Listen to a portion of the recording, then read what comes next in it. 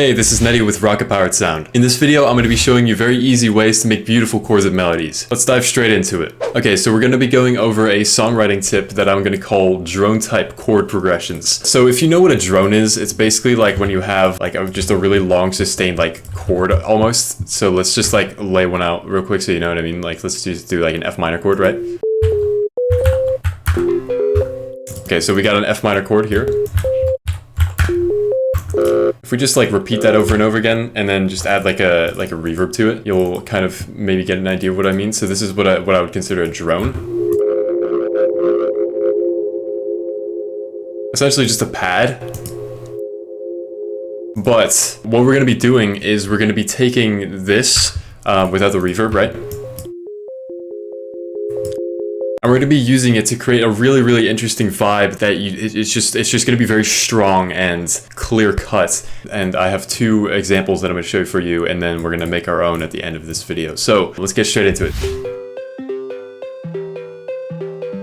So I found these two melody loops in the Future bundle under the melody loops tab, and I'm going to be using them to demonstrate a point. So we have the MIDI version, which comes with the Future bundle in like the little melodies tabs, and then also the audio version. So this is what the audio version sounds like.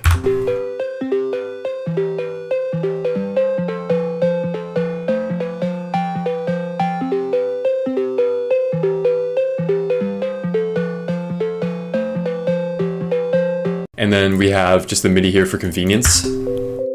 As you can see, I just have a sine wave going into this with like a little bit of release. And so what I'm going to be demonstrating is the fact that when you go into the MIDI of this, you'll notice like there's kind of a pattern going on here. So if you look at these notes, right, you can see you have these like three notes that are kind of just repeating the whole time, right? If we just like deactivate these bottom notes,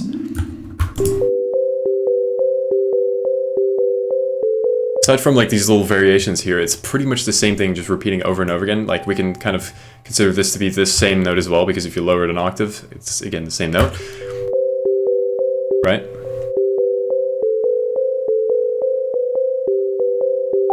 So what this is doing is, so we're in the key of, let's see what key we're in. We're in A minor. What this is doing is we're kind of establishing very strongly like what key we're in and like what vibe we want to establish. So if we want to, you know, in this case, establish that we're in A minor, which since this is kind of a happier vibe, I think you can also say that it's in like C major, because it's got that kind of like upbeat vibe, right? If we like reactivate these bottom notes, if you're starting off on C, which is kind of like a more C major thing than an A minor thing, A minor scale and the C major scale consist of the same notes, so we'll just say it's in C major for the sake of this example, right? What we're doing is we're very strongly establishing that we are in C major because of these like three notes right here. So if we take a listen, right, we've got like the C note, got a G, and we've got a B and a C.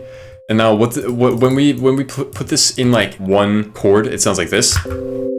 The thing about this is a very strong, minus the B, you've got like a very strong like, hey, this is like on C, and the reason is because first off we have two C's, but the second is we have this G, which is the dominant note of, I think I'm using that term right, of C major. So what that basically means is it's the fifth scale degree in C major, and it has this like property of being like, you can almost consider it like a second root note. That's how I like to think of it, at least, which means like it's almost just as strong as like C, which is the root note of C major. You can almost consider it like a second root note because of how strong and like stable it is. And so when you pair that with the little B as well, you get this super like bittersweet, like, you know, like little chord. And if you just keep spamming that basically over and over again in like a little chord progression, you just get like a very strong sense of, hey, we're in C major. So let's just deactivate these notes again.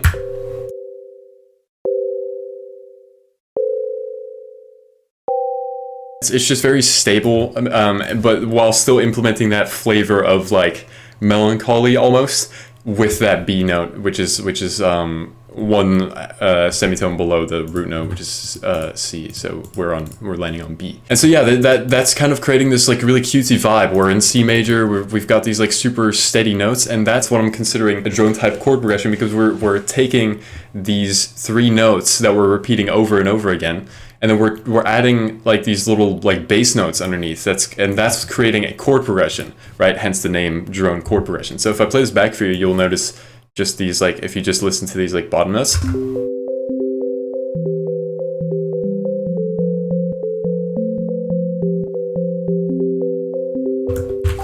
So this is, yeah, like this is outlining our chord progression. So we're starting on a C major chord, then a E minor chord.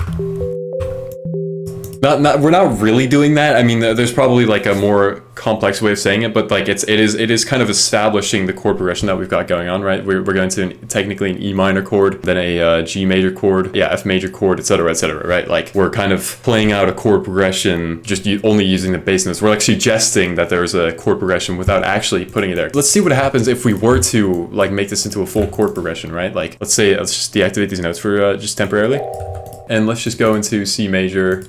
Just turn on the scale mode so we can make it nice and quick. And then just do this.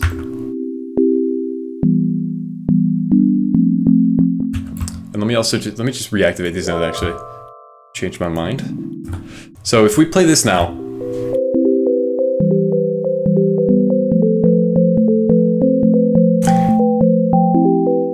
It doesn't sound as cutesy, and now well, it does, but it doesn't, right? Like now it sounds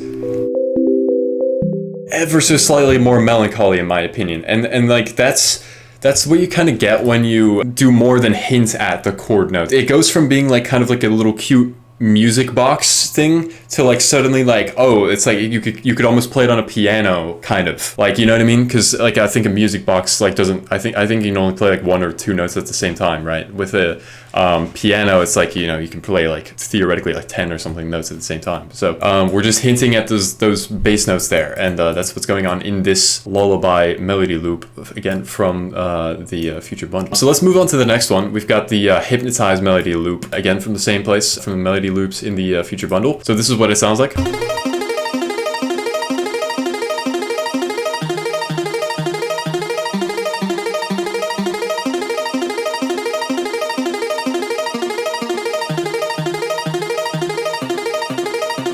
So you can hear that this is like pretty much the exact same production technique, it's just a different vibe. So we've got like literally the same exact notes. Like if we go into the MIDI, like you can see like this is like literally the same exact notes playing over and over again, right? But we have changing bass notes. So if we just like solo the top notes, you can kind of hear what mood it's trying to establish just based off of those notes alone.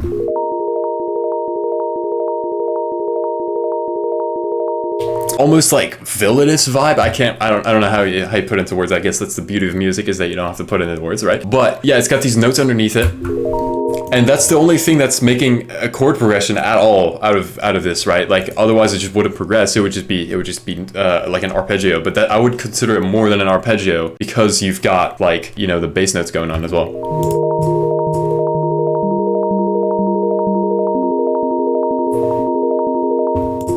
Yeah, we're in F minor. We have like the C to start out with, and then yeah, we're moving into like all these other notes. Let's try out what it would sound like if we were to like turn these into like chords, again, for just the sake of demonstration. So I'm gonna raise these an octave just for the time being, and we're gonna go into F minor, and then just do this.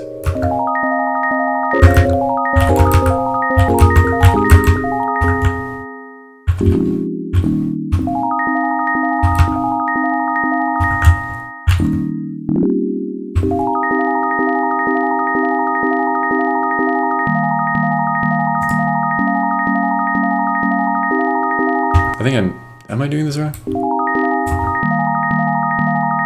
It sounds a little wacky. I think that's, hold on, give me a second, let me figure this out.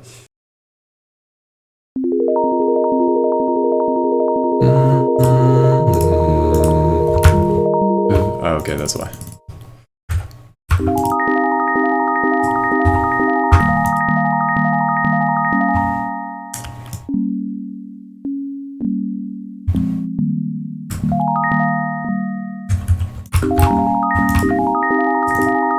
So I've converted the bass notes into little like chord notes, and this is what that sounds like.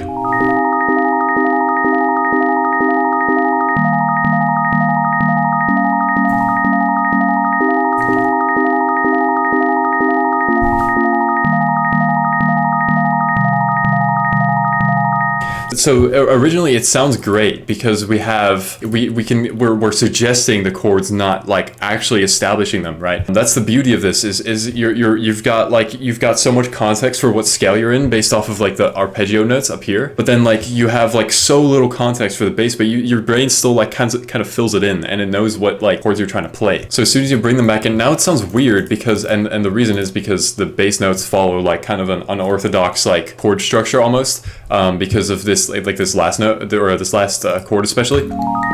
And the reason that is because you've got this, this is the root note. So this is the 2 in F minor, the second scale degree. And the thing is, it's got this like, it's probably one of the most unstable notes in like a minor scale, or the second closest would be the 6, which is also in the same chord, which is this one. That's the 6 in F minor, and then yeah, this one. It sounds very uneasy, but it sounds fine when you just play it like this. Because you're just hinting at it. You're hinting at its existence, but you're not playing this really dissonant this really dissonant relationship between the 2 and the 6. Right. So yeah, it ruined the vibe because we added more context to it. Now let's bring that back. So yeah, that's the beauty of this specific melody loop. Now why don't we make our own and see how far we can get. Okay, so we've got our own little wavetable instance here. You can use anything for this though. You could use like Vital or Serum. I just prefer wavetable because it's super simple. So let's just make our own little thing here. Let's just make it like super like sugary and happy and all that. So let's put this in like D major. So let's just do like one of these, like just do a little repeating arp.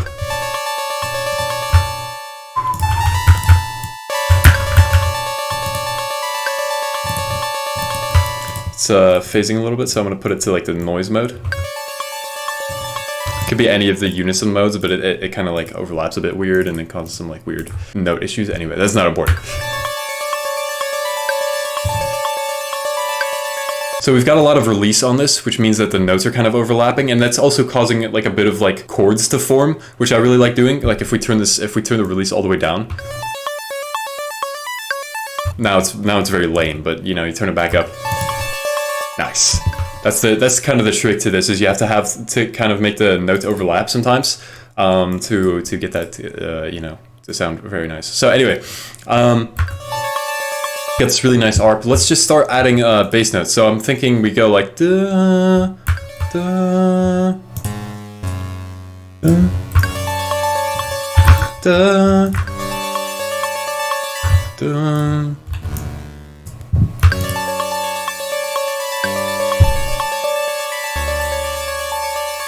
Da, da.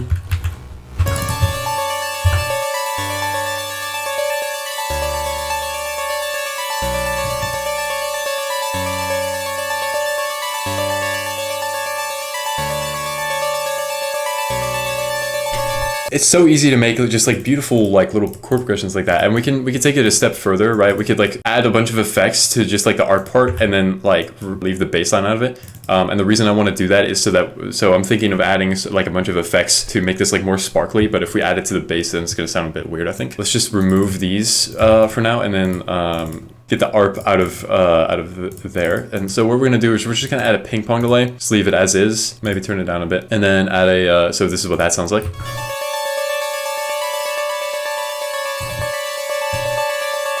Just making the notes overlap just that little bit more. This is without it. You can hear it's just like creating a nice like little bed of textures almost. And then we can add what was I gonna add? A grain delay at the end of it. And so what this does is it kind of like duplicates the audio signal that you're getting, and it kind of you can kind of like pitch it around, and like you can decide how fast it like pitches around as well. So just have it set to 1 octave higher, and that's gonna create this like really nice texture. Watch. Kind of mix it in. Right. And now, yeah, we can add the bass back in. We could maybe lower this an octave, or just like duplicate the octave like this. Just do one of these, and this is what this sounds like.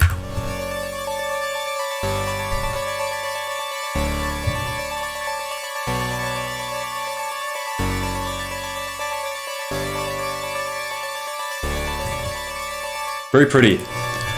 And now, let's just take it one more step further, right? We can add some chords onto this using the exact same principles as before, right? Where we have the repeating notes over and over again. We can just take that principle and then apply that to the little bass patch we have going on. It's just a saw, so I'm thinking we just turn it into some chords as well. And so what I'm thinking of doing is we just take the same exact notes that we have in D major and then transfer them over into this bass line. So let's do that real quick. Da, da, da. We just have this, more or less. So let's just do this, and then let's hear this, and then let's hear this.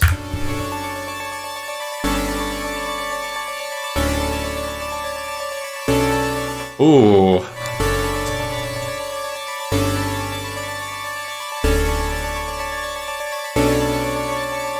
Absolutely beautiful. And the best part about this is it just like keeps the vibe so stable. That's why this is such a powerful technique, and that's why I love using it. I use it all the time in my own music, and yeah, you see it sometimes in the these like rocket powered sound packs as well, and I think it's a really cool effect. So yeah, I hope this has been educational. Remember to check out the future bundle using the link in the description, and I'll catch you in another video. Bye bye.